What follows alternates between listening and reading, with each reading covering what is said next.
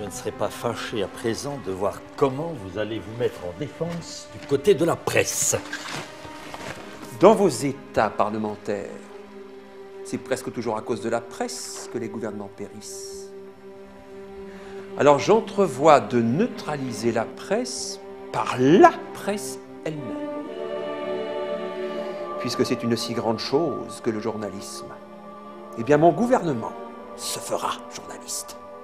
Du journalisme incarné en quelque sorte. Eh bien, écoutez, je suis assez étonné de voir comment vous allez vous en sortir pour réaliser ce nouveau programme. Tous les journaux dont je vais vous parler seront reliés par une même chaîne à mon gouvernement.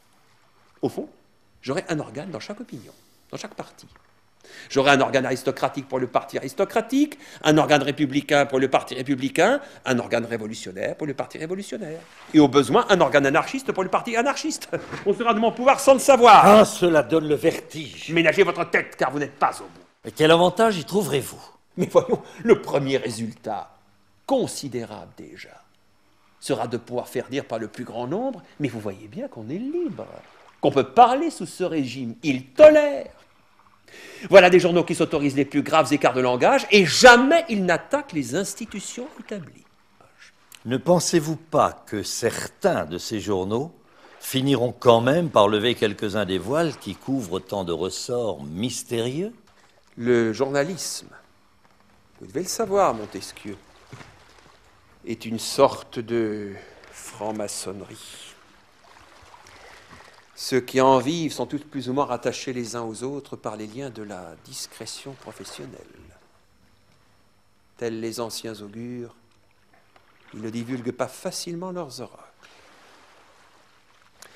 Ils ont d'ailleurs bien raison de ne pas se trahir, car on sait que la plupart possèdent en eux des plaies plus ou moins honteuses. Il demeure constant, malgré ce que vous venez de dire, qu'il restera encore au sein de votre capitale un certain nombre de journaux indépendants. Il leur sera à peu près impossible de faire de la politique. Mais ils pourront vous faire une guerre de détail. Je ne tiens pas à faire sans cesse de la répression. Je veux, sur une simple injonction, pouvoir stopper net toute discussion sur un sujet touchant à l'administration. Ah bon, et comment vous y prendrez-vous? Eh bien, j'obligerai les journaux à publier en tête de leur colonne les rectifications que le gouvernement leur communiquera. Ce sera, comme vous le voyez, une censure loyale et à ciel ouvert. Et où, bien entendu, on n'aura pas la réplique. Évidemment non, la discussion sera close. Et de cette manière, vous aurez toujours le dernier mot, et vous l'aurez sans user de violence. C'est très ingénieux.